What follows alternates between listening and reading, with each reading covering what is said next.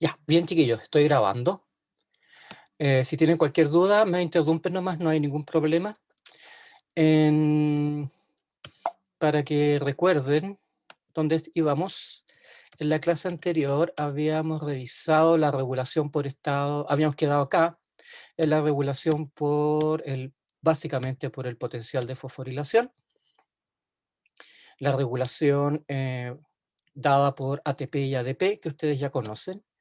Vimos algunos aspectos más bien generales para completar eh, esta idea. No, no es solo en realidad, en esta situación estamos considerando, en esta situación metabólica estamos considerando qué ocurre con el metabolismo asociado a la glucólisis, el ciclo de Krebs y otras vías cuando el ATP y el NADH están altos. Esto ustedes ya lo han revisado, no voy a volver a hablar de esto porque esto se comentó. Como resumen, quedaba que se activaban las vías anabólicas, el producto de la regulación fundamentalmente a nivel de la mitocondria de la piruvato carboxilasa, que está activada cuando los niveles de acetilcoenzimo A están altos. Por lo tanto, se pueden utilizar, en este caso, lo que van a tener ustedes es una activación básicamente de la gluconeogénesis. Lo mismo ocurre cuando el citrato está alto a nivel citoplasmático. Se activa la síntesis de ácidos grasos y se inhibe la beta-oxidación por efecto del malonil coenzimo A. Les hice hincapié de que, para que no se me armen un lío cuando estudien esta materia, que aquí estamos analizando en general el, la condición de citrato alto y acetilcoenzimo eh, que se asocia, que podría estar asociada a la condición de acetilcoenzimo A. Pero aquí lo que estamos viendo realmente es el efecto que puede ocurrir eventualmente sobre la gluconeogénesis. Recuerden que, pero no se deben olvidar de que estas vías, la síntesis de ácidos grasos y la gluconeogénesis están reguladas, tienen regulación hormonal. Así que cuando la gluconeogénesis está ocurriendo, la síntesis de ácidos grasos está inhibida. Así que eso lo tienen que considerar. Este es un análisis, lo tienen que considerar. Este es más bien un análisis general. Después consideramos el efecto que tenían los nucleótidos derivados de ATP como sustrato. En general, insistir en la idea de que cuando el ATP está alto, los otros nucleótidos también están altos, lo que implicaría sí que el ATP alto apoya la síntesis de ácidos grasos, con la salvedad de que deben considerar la situación de regulación hormonal. El GTP apoya la gluconeogénesis, junto con el ATP también, y finalmente la síntesis de glucógeno o glucogénesis está apoyada por el UTP. Eh, bueno, básicamente, además consideramos en este caso, en relación al glucosa 6-fosfato, el hecho de que el glucosa 6-fosfato también puede servir como sustrato, no solo para la síntesis de glucógeno, sino que para la vía de las pentosas, que genera NADPH, que apoya la biosíntesis de ácidos grasos, ¿ya? Y también la síntesis de colesterol. No se olviden que la síntesis de colesterol también es dependiente de NADPH.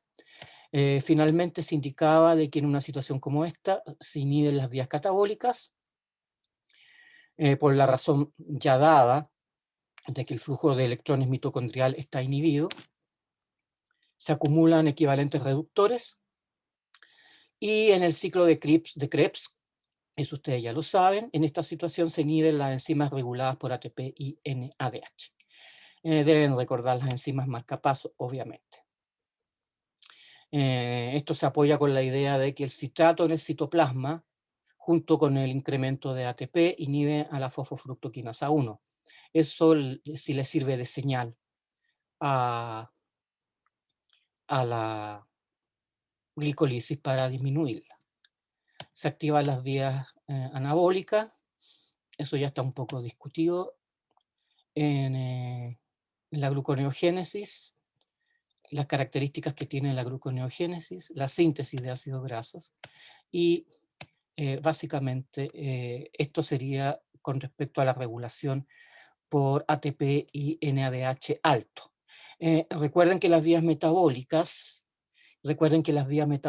tienen regulación hormonal, por lo tanto, lo que ustedes van a tener es que gluconeogénesis, por ejemplo, no puede ocurrir al mismo tiempo que la síntesis de ácido graso. Pero eso ustedes ya están en condición de poder ya diferenciar. Recuerden que este curso se basa mucho en el estudio personal, por lo tanto, cuando preparen el certamen 3 y el examen, les pido que tomen en cuenta no solo estos aspectos que se están indicando ahora, sino que tomen en cuenta la regulación hormonal. Bien, el segundo tipo de regulación es la llamada ácido base y para estudiar cómo funciona esta regulación, vamos a considerar la producción de lactato. Ustedes saben que hay tejidos como los eritrocitos y otros como el músculo que en ciertas condiciones producen ácido láctico. ¿Ya? Y esta regulación está dada básicamente por el equilibrio ácido-base, como lo vamos a ver ahora. Bueno, aquí yo les puse una constante de equilibrio para esta reacción, donde el piruvato está siendo reducido a lactato por NADH y produce el NADH se transforma en NAD oxidado. En esta reacción, ustedes deben tomar en cuenta la concentración de protones, que en realidad se ajusta al pH intracelular del tejido donde está ocurriendo esto. Entonces aquí yo le escribí la concentración de lactato en función de el piruvato, la razón NADH, NAD oxidado y los protones. Eso significa que los protones no es el único factor, sino que el otro factor importante es la razón NADH, NAD+. Eso significa que esta razón, que en el fondo es el estado redox, o infiere directamente en el estado redox del citoplasma, esta razón regula la concentración de lactato. Ahora, entonces consideramos estos dos factores para la producción de lactato, el estado redox citosólico y el equilibrio ácido-base, porque en esta ecuación aparecen estos dos términos, ¿no es cierto? La razón NADH, NAD oxidado y la concentración de protones. Bien. Veamos la producción de lactato en aerobiosis. La pregunta que yo les haría es, ¿hay producción de lactato en aerobiosis? ¿Sí o no? ¿Qué dirían ustedes?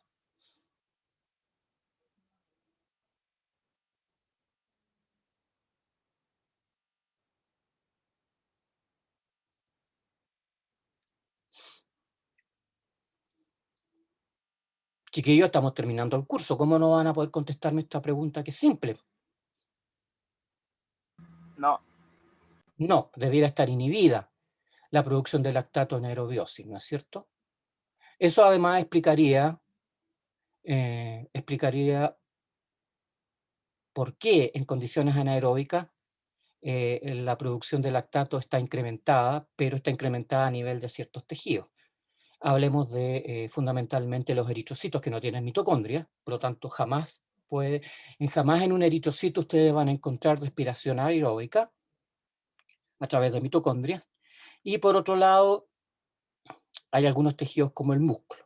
Entonces, ¿por qué no hay producción de lactato o está inhibida la producción de lactato en aerobiosis?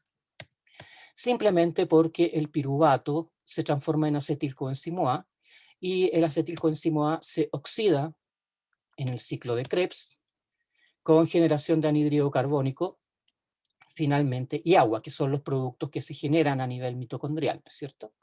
No es solo no es solo bueno, el ciclo de Krebs produce el anhídrido carbónico, pero en la respiración que está asociada a la cadena transportadora de electrones y fosforilación oxidativa, que es lo que tenemos, tenemos que el oxígeno se reduce a agua. Ah, esto lo tienen que tener bien claro, porque yo de repente he preguntado dónde se genera el anhídrido carbónico y los alumnos que uno espera que les respondan bien no dan pie en bola, no son capaces de darse cuenta que es el anhídrido carbónico se genera del ciclo de Krebs. Lo ven cuando estudian el ciclo de Krebs, pero no son capaces, pero una cuestión que se da, que es característica de algunos alumnos chilenos, es esta falta de relación. Si yo les pregunto qué se produce en el ciclo de Krebs, muchos me van a decir anhídrido carbónico. Pero cuando yo les pregunto, ¿de dónde viene el anhídrido carbónico que uno exhala en la respiración? Ahí como que se quedan colgados y la respuesta es obvia, es del ciclo de Krebs que se realiza en los tejidos, ¿no es cierto? Así que eso lo tienen que tener bastante clarito. Ahora, la oxidación de la glucosa produce NADH y el NADH es sustrato de la cadena respiratoria que finalmente lleva a la producción de ATP, ¿no es cierto? Además, el NAD oxidado eh, es un sustrato para la glicólisis. Esto es lo que está indicando esta flecha. Entonces, cuando un tejido realiza respiración aeróbica, no hay producción de lactato en forma significativa, debido a que los átomos de carbono de la glucosa se oxidan completamente a CO2 y agua. Y por otro lado, la cadena respiratoria es la encargada de oxidar el NADH, porque el NADH hay que reoxidarlo para que pueda ser utilizado nuevamente a nivel citoplasmático por la glicólisis, ¿ya? Eh, Analicemos ahora la producción de lactato en anaerobiosis. Y aquí obviamente hay producción de lactato en anaerobiosis, ¿no es cierto? Aquí abajo, como recordatorio, les puse de qué depende la concentración de lactato en base a la ecuación que habíamos formulado originalmente en la diapositiva anterior, ¿no es cierto? Entonces, en el citoplasma, perdón, en la mitocondria, ¿qué es lo que tenemos? Tenemos el ciclo de Krebs, ¿no es cierto? Tenemos el ciclo de Krebs y asociado a este ciclo de Krebs tenemos todo lo que ustedes conocen, ¿no es cierto? ¿Qué ocurre? Entonces la pregunta es,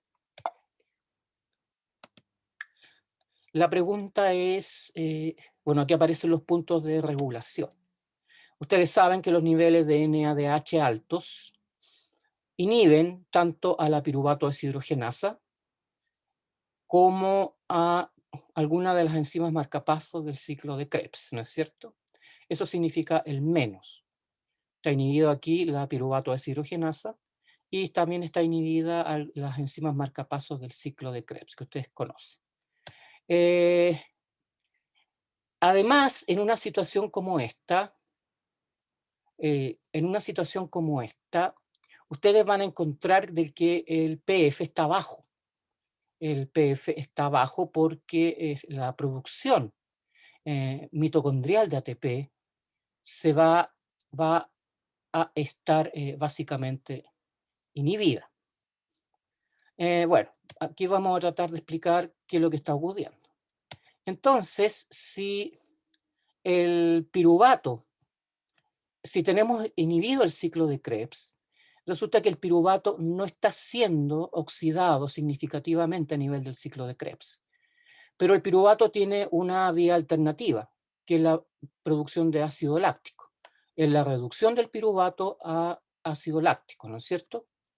Esto implica que cada vez que ustedes vean incrementados los niveles citoplasmáticos de piruvato, porque el ciclo de Krebs está inhibido, es posible derivar ese piruvato a ácido láctico.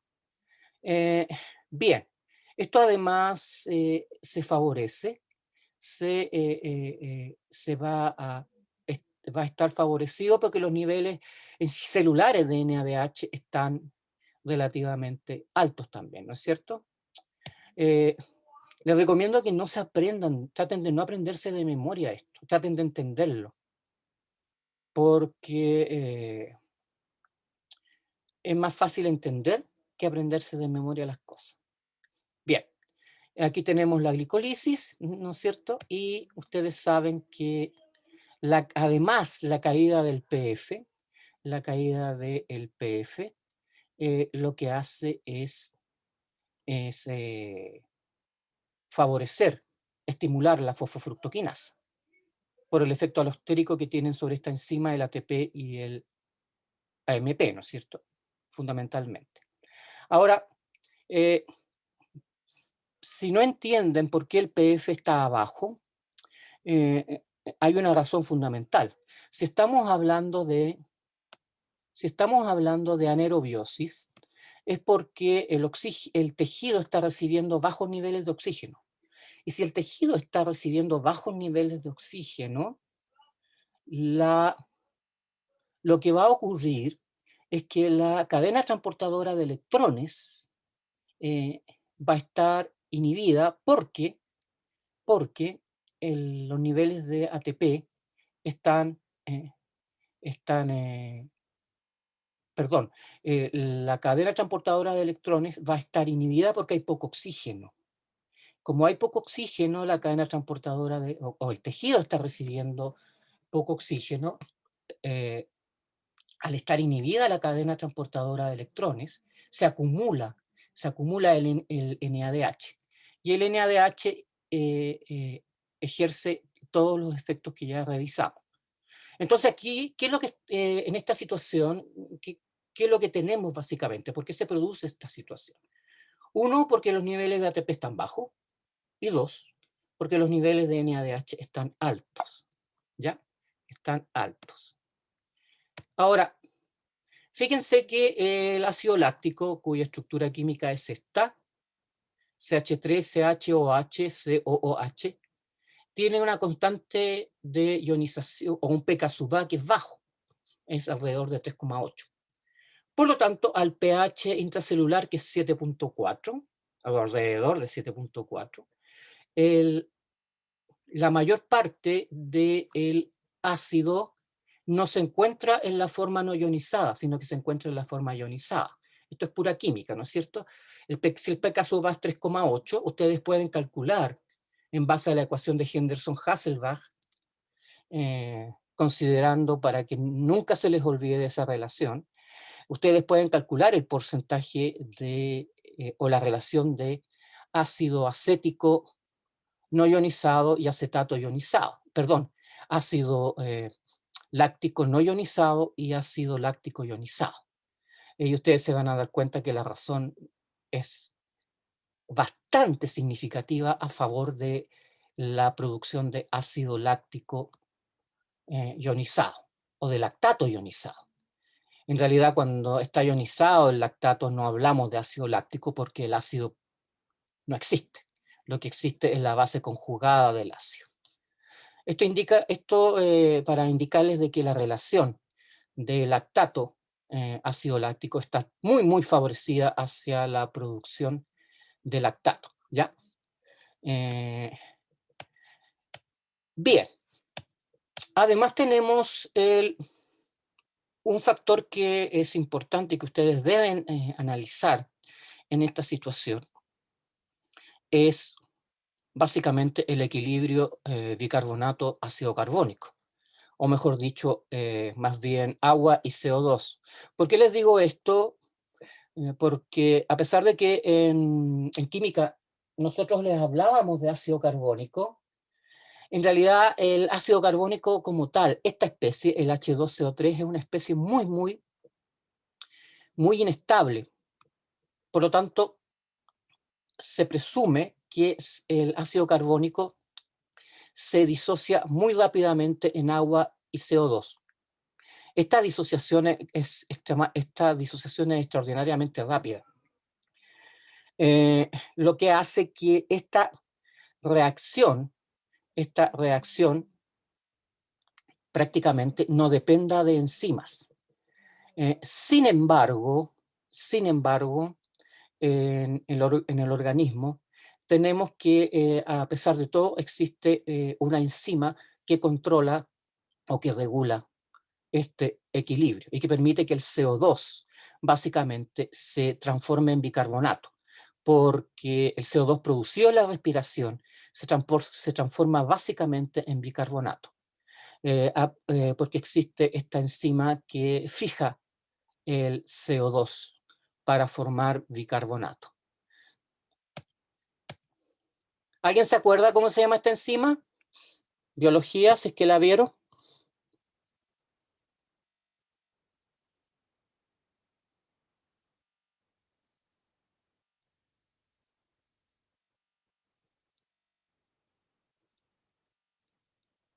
¿No se acuerdan de la anhidrasa carbónica? Pues bien, esta enzima se llama anhidrasa carbónica, AC, y es importante en la generación de bicarbonato. Es importante en la generación de bicarbonato. Porque, repito, como este equilibrio funciona para ambos lados, dependiendo básicamente de quién predomina, cuando los niveles de anhídrido carbónico son altos, la anhidrasa carbónica permite la generación de bicarbonato. Eso significa que el buffer de bicarbonato, que es súper importante, por ejemplo, a nivel de la sangre, se genera básicamente en las células. Ahora, se genera en la respiración. En hipoxia, los niveles de ácido carbónico van a estar bajos porque el ciclo de Krebs está inhibido. Por lo tanto, hay una baja producción o una producción disminuida de anhídrido carbónico. Este buffer es importante para la neutralización de protones. Y ahora estamos hablando de lo que está ocurriendo no solo en la sangre, de lo que está ocurriendo a nivel de los tejidos. Entonces, eh, cuando nos encontramos en esta situación, cuando me refiero a esta situación, me refiero a que el tejido está produciendo ácido láctico, por lo que ya les conté, lo que tenemos es que el ciclo de Krebs genera pocos protones o relativamente bajo nivel de protones para, eh, para poder regular la acidosis metabólica. El lactato es un ácido, genera protones. Por lo tanto, si ustedes tienen una alta producción de lactato, que es propio de los tejidos anaeróbicos, lo que ustedes van a tener es la generación de una acidosis metabólica transiente. Y esta acidosis metabólica transiente es regulada o neutralizada por los niveles de bicarbonato o de ácido carbónico fundamentalmente. Pero como en esta situación yo ya les he dicho que el ciclo de Krebs está parcialmente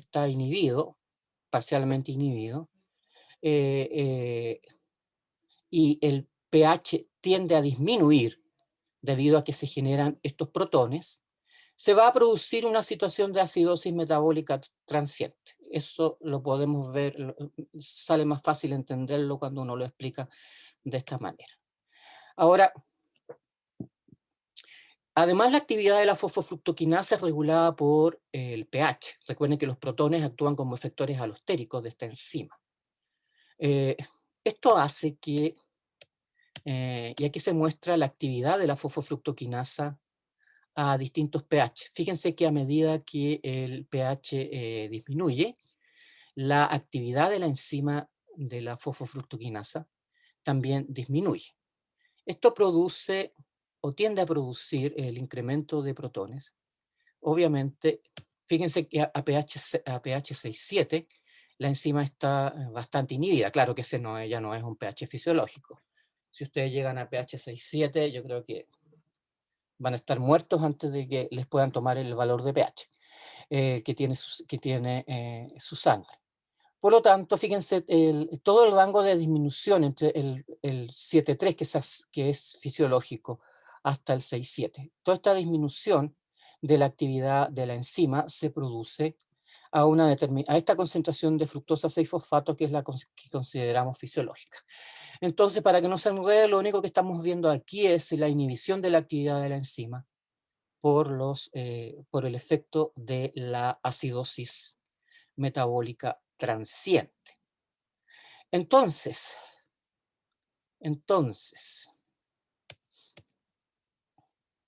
esto implica que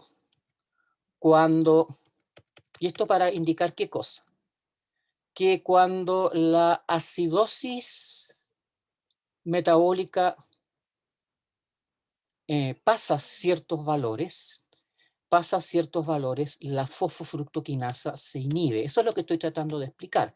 Y eso hace de que la estimulación de la glicolisis también se inhiba. Eso significa que la misma producción de protones termina regulando el pH intracelular. ¿Por qué? Porque si ustedes están en esta situación y el, la glicolisis está estimulada por todo lo que estudiamos acá, ustedes van a incrementar la producción de lactato y la generación de protones.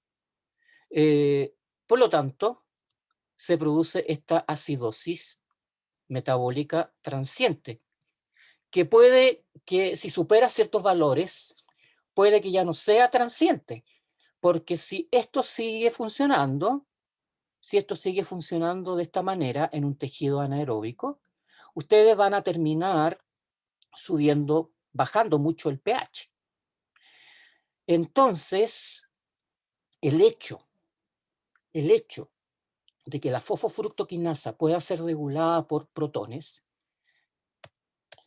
impide que la acidosis metabólica transiente, que es regulada por este equilibrio, pueda llegar a una situación donde ya se desregula, porque los niveles de producción de CO2 y de básicamente ácido carbónico son muy bajos, y eso va a llegar a producir una acidosis metabólica, que es de frentón ya acidosis metabólica. Esa es una situación de acidosis metabólica no regulada. Eh, y eso lleva a alteración de los tejidos. Piensen ustedes en el músculo esquelético. Si el músculo esquelético, ustedes saben que hay cierta parte del músculo esquelético que puede funcionar bien en anaerobiosis. Y eso es bueno, dentro de cierto margen. ¿Por qué? Porque cuando ustedes se pegan una maratón, por ejemplo, una maratón, ¿qué es lo que está ocurriendo? En una maratón, esto empieza a operar debido a que el músculo recibe, y esa es la magia que tiene nuestro organismo. Nuestro organismo puede regular a quién le manda el oxígeno eh, con mayor intensidad. Eso significa que hay tejidos que reciben más oxígeno que otros, porque si no, nosotros dejamos de existir. Uno de ellos es el corazón. La gran diferencia que existe entre el músculo esquelético y el músculo cardíaco es que el músculo cardíaco no puede operar en acidosis metabólica. El músculo esquelético no para nada soporta una acidosis metabólica producida por, eh, por una, una caída en los niveles de oxígeno producido por la hipoxia. Producido por la hipoxia. El músculo cardíaco simplemente se puede morir. Lo mismo pasa con el cerebro. El cerebro tampoco es un tejido que pueda soportar grados de hipoxia muy, muy sostenidos durante cierto tiempo sin que las neuronas empiecen a morir. Por lo tanto, lo interesante es que cuando ustedes están corriendo en una maratón y se produce este fenómeno de hipoxia, hay ciertos tejidos que se ven más afectados que otros por esta capacidad que tiene el organismo de redirigir el oxígeno. Esto hace que el músculo esquelético o parte del músculo esquelético se haya adaptado para funcionar en hipoxia. ¿Ya? En hipoxia. Profe, ¿Alguna duda con respecto a sí? Dime.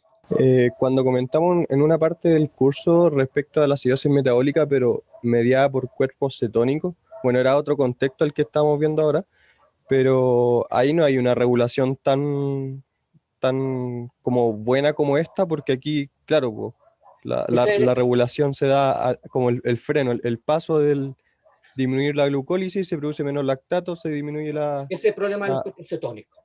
Los Ah, cuerpos ya. cetónicos te pueden llevar a producir, si la producción de cuerpos cetónicos es muy alta, te puede llevar a producir eh, una acidosis metabólica no regulada. Por eso que las dietas que estimulan la producción de cuerpos cetónicos, y una dieta típica es suprimir, eh, hasta cierto punto está recomendado que ustedes ingieran, dejen de ingieran, si quieren adelgazar, ingieran solo carbohidratos, perdón, no ingieran carbohidratos, nada de carbohidrato y pura proteína, ¿no es cierto? Un bistequito con una lechuguita todos los días. Y esa dieta realmente funciona, pero tiene un problema, genera altos niveles de cuerpos cetónicos. Por lo tanto, en esos casos, es muy recomendable que ustedes realicen ese tipo de dietas con un médico porque los tienen que estar chequeando. Les tienen que estar chequeando sobre todo el pH sanguíneo, porque ustedes ya vieron de que en esta situación, eh, con, bueno, cuando tienen una dieta como la que les estoy comentando, la producción de cuerpos cetónicos genera protones, y estos protones no se regulan como lo viste acá, ¿no es cierto? Que parece tan interesante, ¿no es cierto? Porque tenemos la fosfofructoquinasa que que para la glucólisis y evita que se produzca una acidosis metabólica no regulada. Sí, es verdad lo que tú estás diciendo, ¿ya? Los cuerpos cetónicos no tienen este mecanismo, por lo tanto las dietas ricas en cuerpos cetónicos deben ser vigiladas por los médicos. Ya, profe, gracias. Bien, eh, veamos en un tercer aspecto de regulación que es también importante, que es la regulación por el estado redox. Y para estudiar la regulación por el estado redox, les va a parecer cómico, pero vamos a estudiar la ingesta de etanol. Pero no estamos hablando de la ingesta exacerbada de etanol.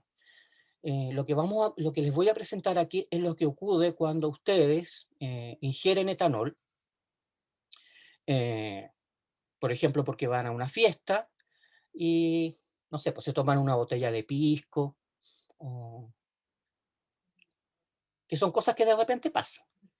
Uno se alegra en una fiesta, no digo que solo sean los estudiantes, los profesores también, uno se alegra en una fiesta y el etanol además tiene un efecto sobre el cerebro que hace que uno se ponga contento y haga cosas que normalmente no hace, ¿no es cierto?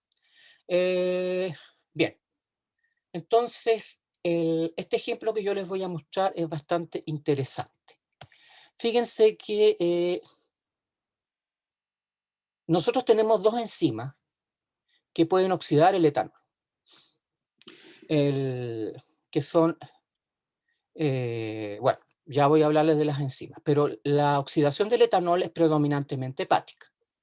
Y obviamente no hay ningún, no hay ningún tejido que almacene etanol en nuestro organismo. Y una cosa importante es que no hay regulación de las enzimas que se encargan de oxidar el etanol. Por lo tanto, todo el etanol que ustedes ingieran va a ser oxidado por el hígado. Todo el etanol que ustedes ingieran va a ser oxidado por el hígado.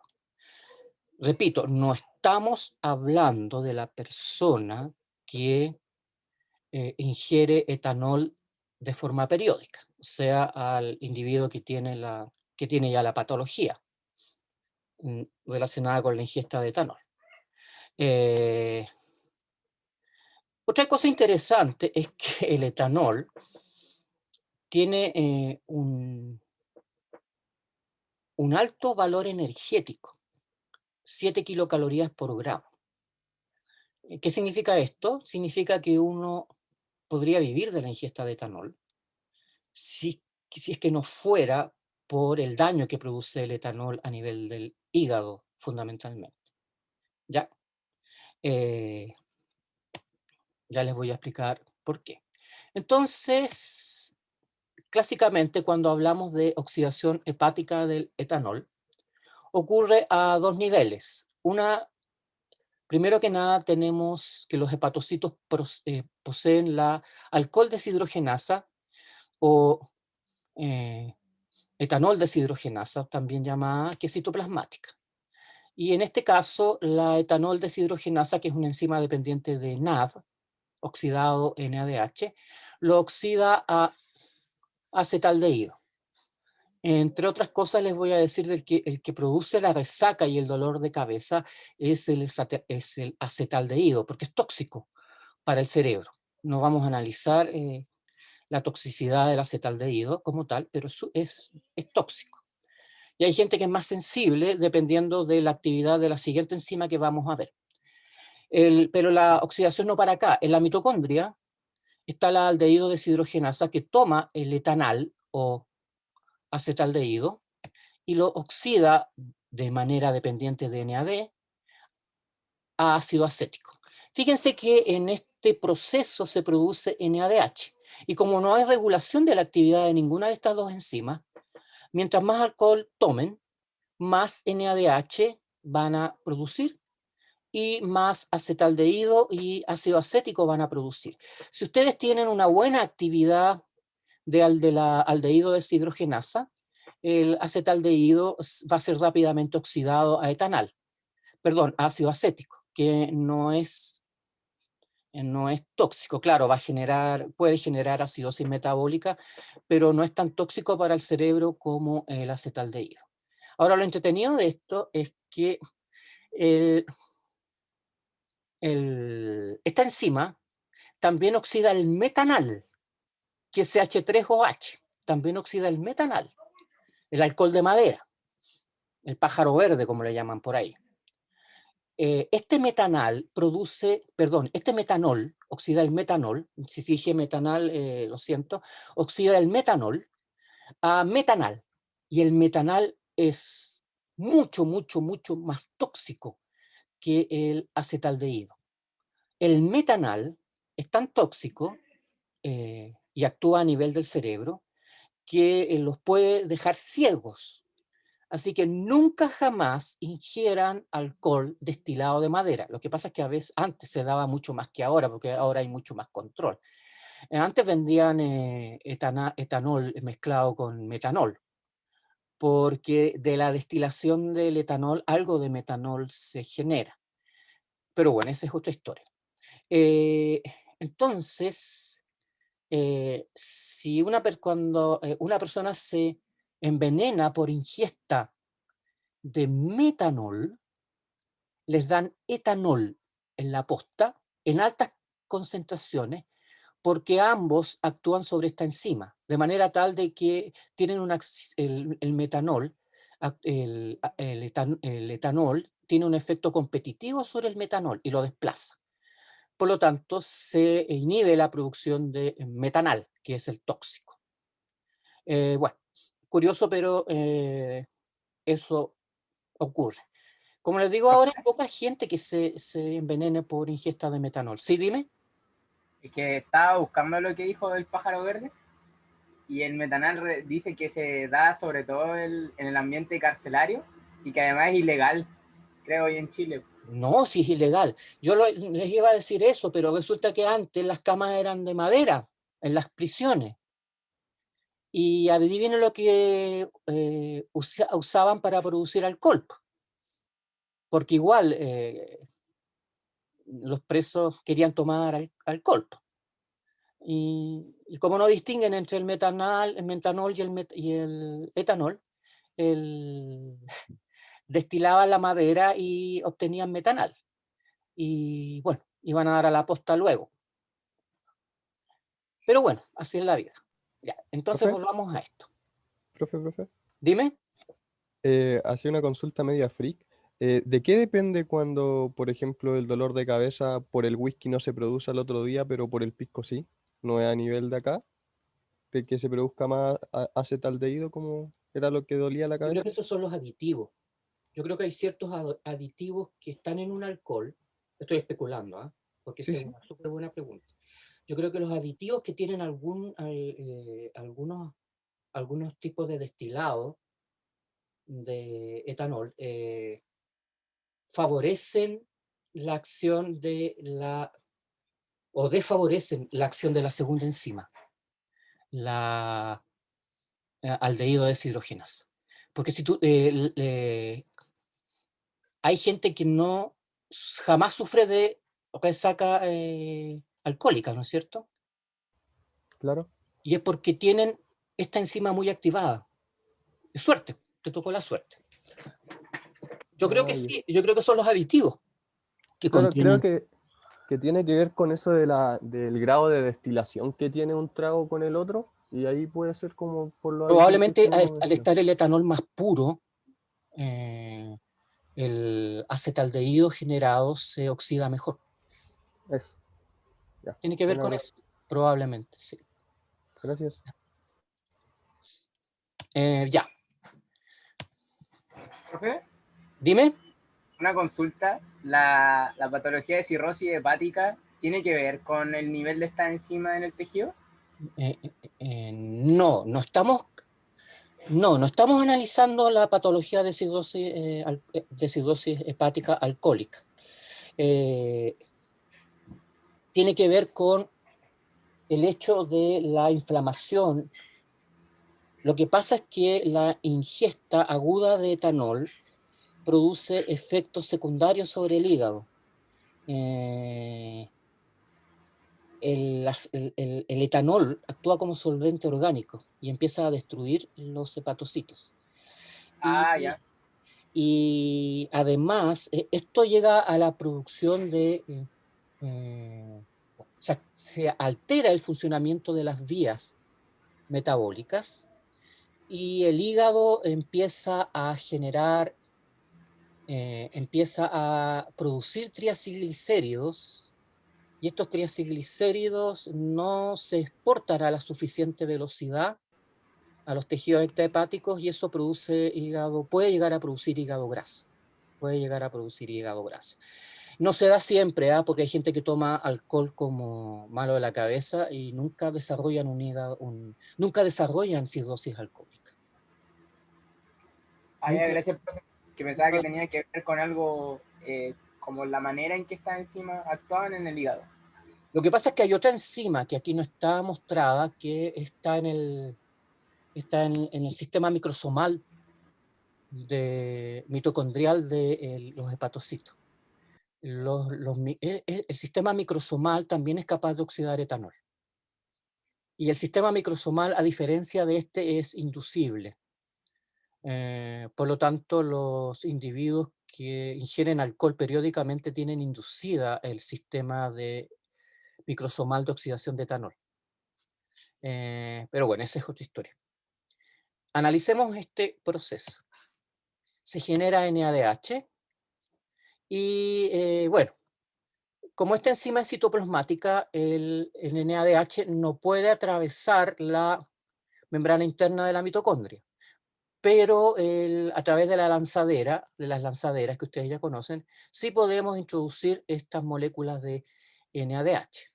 En el fondo, las moléculas de NADH a través de la lanzadera realmente no entran.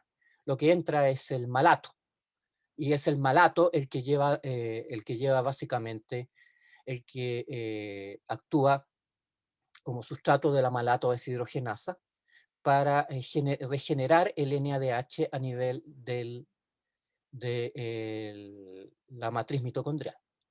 Entonces, la lanzadera permite la entrada de este NADH y por otro lado está la aldehído deshidrogenasa. Entonces, fíjense que estas moléculas de NADH son utilizadas por la cadena respiratoria porque llegan a la mitocondria. Repito, el NADH producido por la alcohol deshidrogenasa es llevado a la matriz mitocondrial a través de la lanzadera, de las lanzaderas, sobre todo la del malato, oxaloacetato malato. No se olviden de esa lanzadera, que es súper importante, porque esa lanzadera saca malato y mete malato, porque hay un transportador de malato. La diferencia entre el oxaloacetato y el malato es que, si bien es cierto, ambos pueden ser interconvertidos por acción de la malato deshidrogenasa, el oxaloacetato no puede salir porque no hay de la mitocondria, ni puede entrar porque no hay transportador a nivel de la membrana interna de la mitocondria, pero sí hay un transportador de malato, de tal manera que el malato puede entrar y salir de la mitocondria. Puede entrar desde el citoplasma y puede salir desde la matriz mitocondrial al citoplasma. Bueno, entonces el NADH es utilizado por nuestra cadena respiratoria, ¿no es cierto? El complejo 1 de la cadena respiratoria. Y fíjense que esto es interesante de analizar.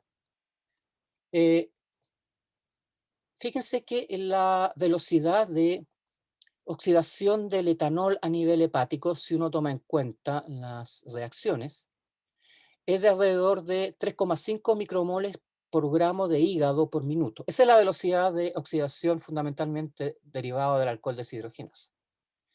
Y fíjense que la velocidad de la lanzadera es de 7 micromoles por gramo de hígado por minuto. Eso significa que todo el etanol que se oxide, todo el NADH que se produzca de la lanzadera va a entrar, porque realmente la que limita la entrada del NADH en realidad es la lanzadera, que está asociada al receptor al transportador de malato. Y fíjense que la cadena respiratoria tiene una velocidad de oxidación total que es de 2 micromoles de gramo de hígado por minuto. Y si está entrando, y eso significa que todo el NADH que produzcan ustedes mientras más etanol ingieran, le va a llegar a la cadena respiratoria, pero la cadena respiratoria no da abasto para oxidar todo el NADH.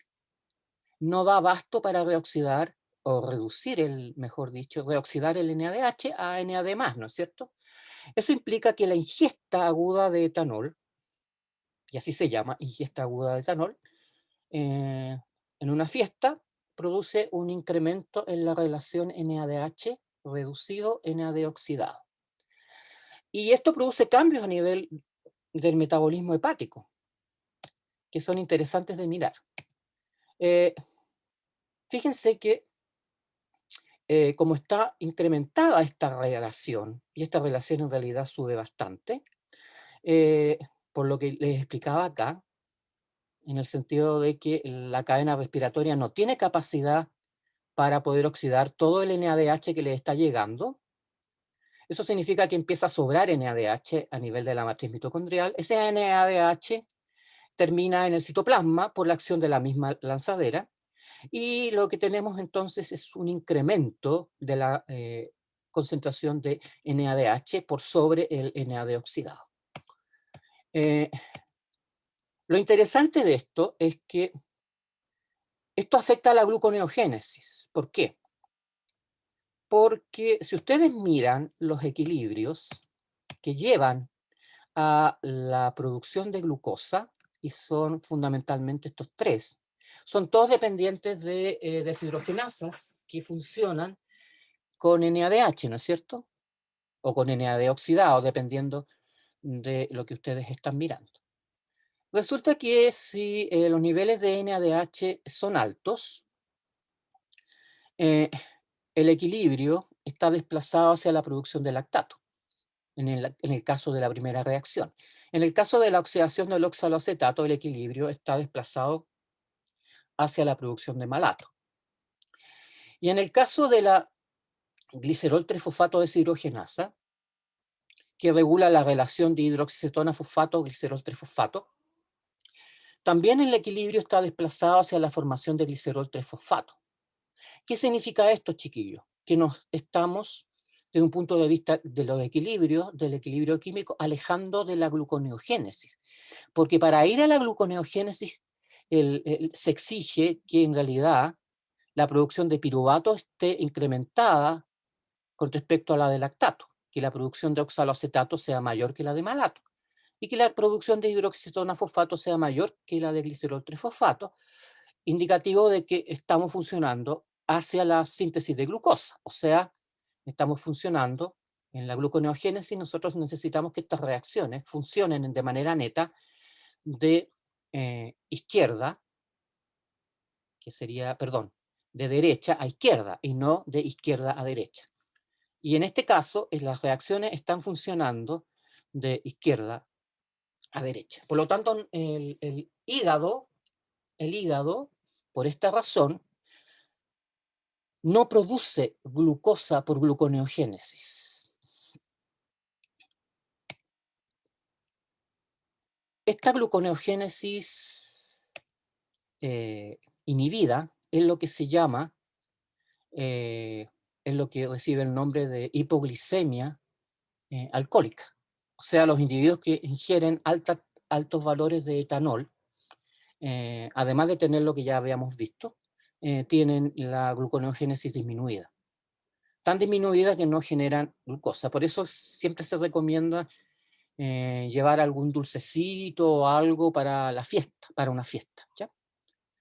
Para evitar el hecho de que, suponiendo que ustedes van a estar mucho rato sin comer, sobre todo porque las fiestas donde más asociadas hacia la gente más joven, generalmente no hay comida. Mientras tanto, que cuando uno es mayor, fiesta sin comida no es fiesta. Entonces, de todas maneras, yo les recomiendo que si alguna vez deciden romperla, como dicen ustedes, lleven algún dulcecito o algo por ahí. Se los digo porque estas cosas pasan. ¿Sí?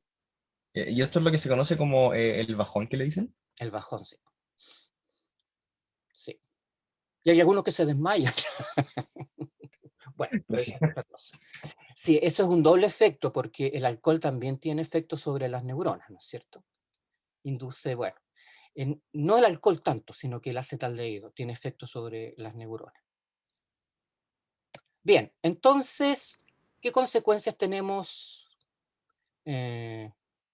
debido a la modificación o la alteración del estado redox hepático inducido por el etanol?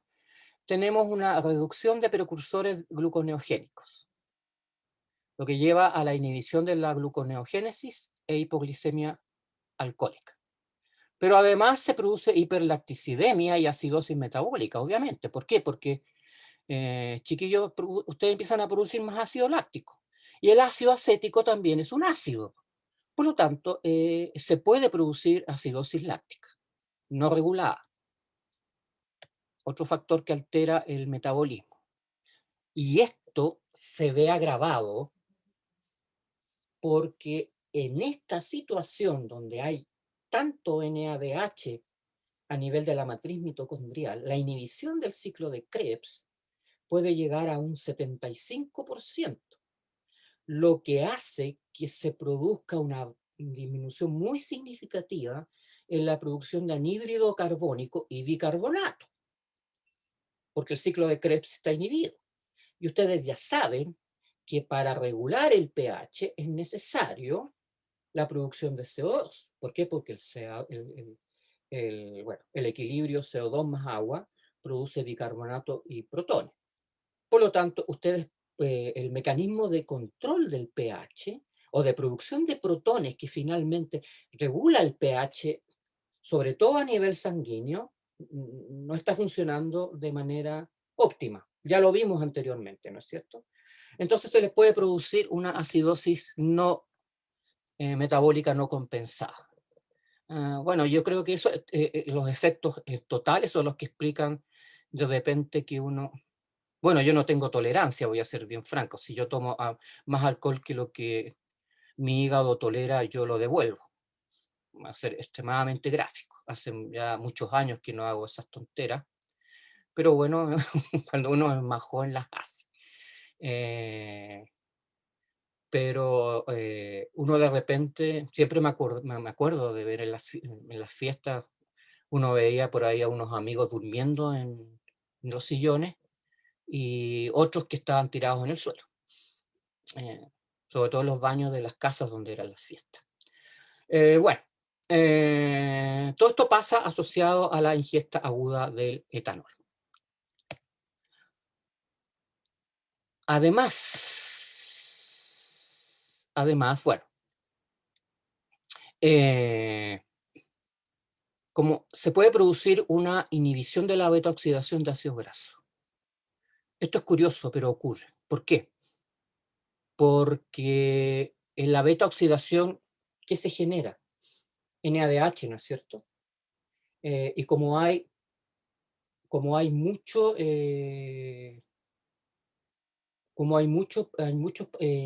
hay poca disponibilidad de NAD, porque la mayor parte está como NADH, se puede llegar a producir un aumento de la beta-oxidación de los ácidos grasos. Y cuando se produce una inhibición de la beta-oxidación de los ácidos grasos, que también se produce en la llamada cirrosis no alcohólica, ustedes pueden tener un aumento transiente en la síntesis de triacilglicéridos hepáticos. ¿Por qué? Porque pasan cosas que no deben ocurrir. Bueno, esto es lo que básicamente ocurre asociado a la ingesta ya aquí. Bueno, hasta aquí nomás llegamos con la ingesta aguda de etanol. Y si ustedes moderan la ingesta de etanol, no van a haber mayores consecuencias. ¿Ya? Estamos hablando de lo que le sucede a un individuo que ocasionalmente ingiere altas dosis de etanol. Y eso puede ocurrir. Eso puede ocurrir. ¿Profe? Dime.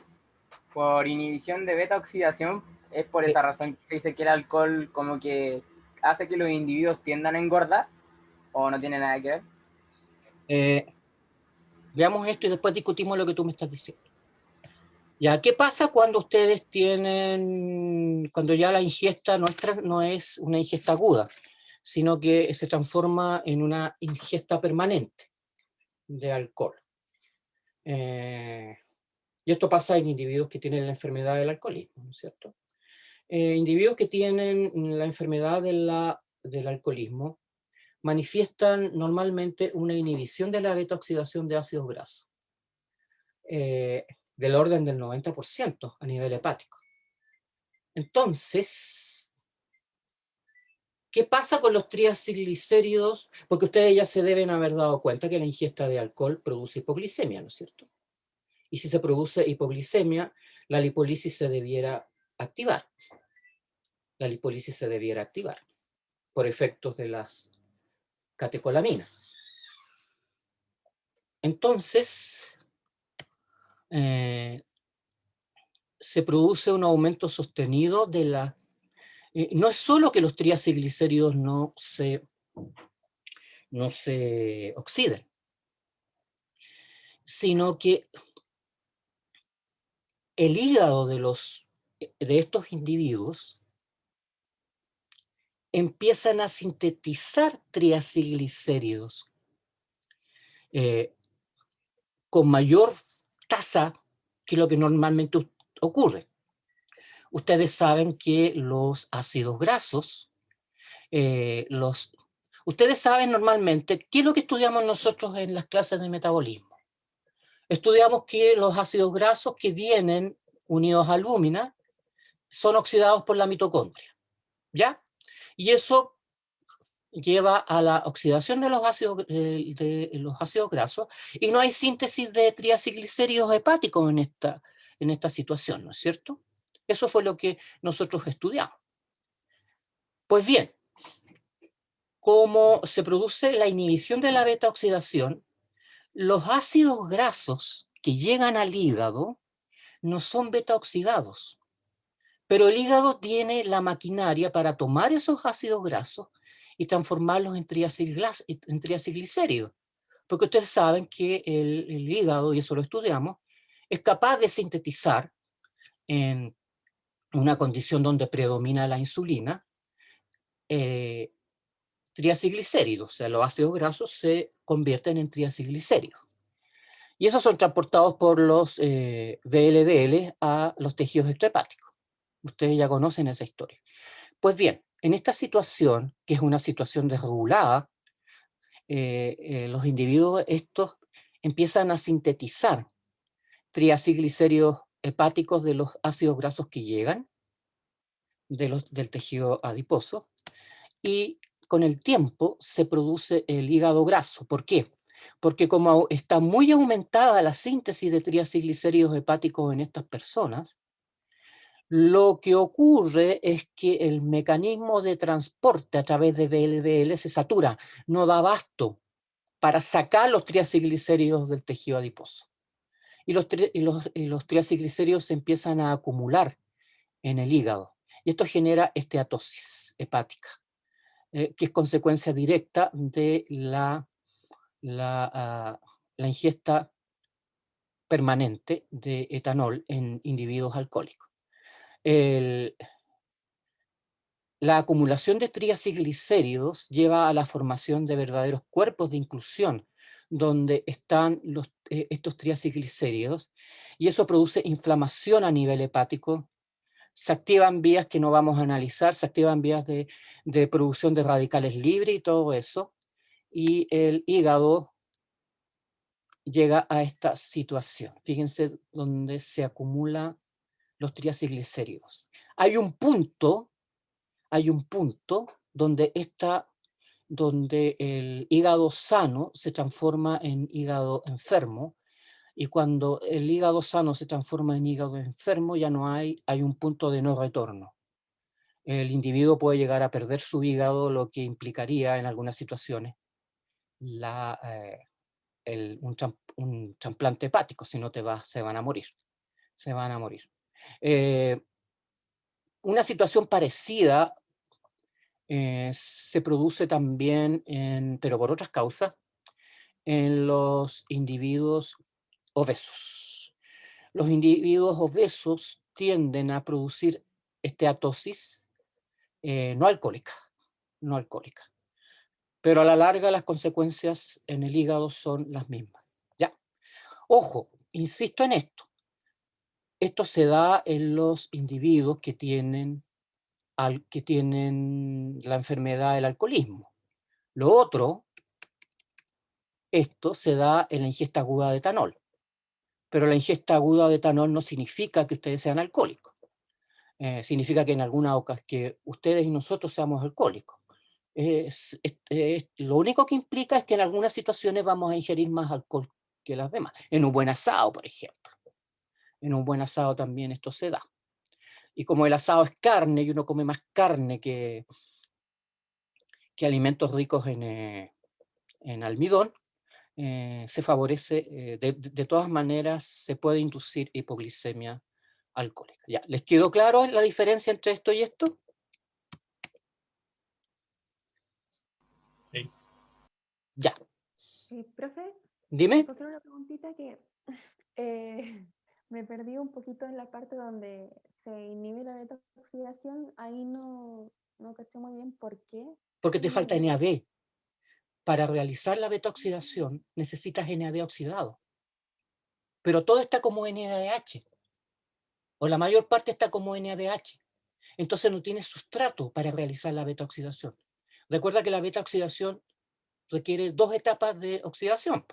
Una es dependiente de NAD oxidado y la otra es dependiente de FAD.